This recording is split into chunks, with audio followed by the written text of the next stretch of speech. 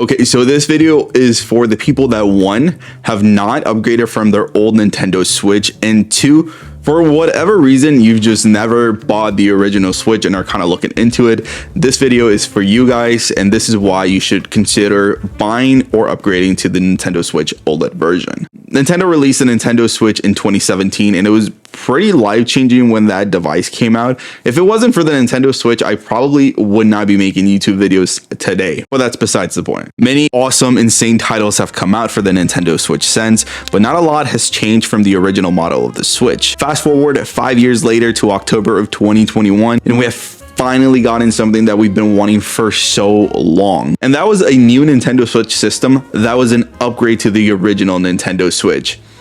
Or so we thought. The OLED Switch, in all honesty, did not change or upgrade a lot. If anything, the upgrades were minimal in a way and underwhelming to a lot of people. Now, if you want to know if you should buy a Nintendo Switch OLED in 2022 or even 2023, this video is definitely for you. The way the OLED versus the old Switch stack up is pretty funny. The internals are basically all the same. Both consoles can work in dock mode or handheld mode. In handheld mode, you have a resolution of 720p and have 60 frames per second. As for the dock mode on TV, you're gonna get 1080p at 60 frames per second. You get the same processors running the Switch, which is the custom NVIDIA Tegra X1. Yes, I did have to actually look this up. So the output from the device is pretty much all the same, so don't expect anything impressive when making the upgraded Switch, pun intended. You must be thinking they for sure upgraded the battery as well, right? Well, no, the battery is the same capacity for each model, with it lasting anywhere from 4.5 hours to 9 hours in handheld mode. So I've read things on the battery life being a lot better on the OLED in comparison, but honestly, I've never ran a test myself, so from experience, it kind of feels the same. And even if I'm out of juice, I'm usually around a power source where I can easily charge up my OLED. Now, considering the OLED is a new system, you get everything in box that you would with the older model. Both come with a dock,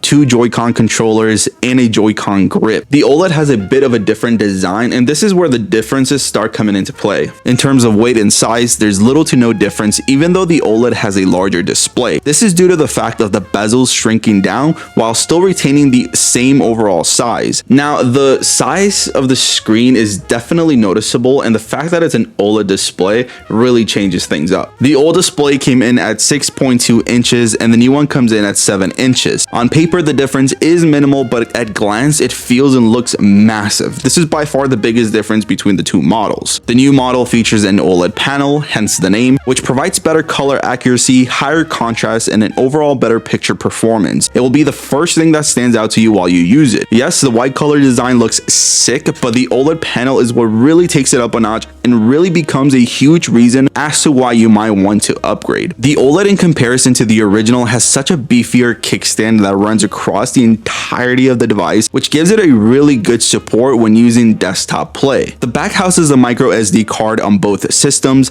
and the OLED will come with twice the amount of internal storage, coming in at 64 gigabytes, which is still pretty minimal if you're downloading your games, so I would recommend buying an external SD card for it. Both consoles come with a charging dock that also has TV connectivity. They each have a USB 2.1 port to their side and an HDMI output as well. The difference is that the OLED dock comes with a wired internet port in the form of a LAN port. I will note that the new dock and all the other peripherals and accessories will work on the new Switch and vice versa. The Switch OLED has fractionally enhanced sound output. Its speakers are ported slightly differently to deliver a louder and more immersive sound. There's really only a few significant improvements. With all of that said, I do think it's worth upgrading from the original Switch to the new OLED.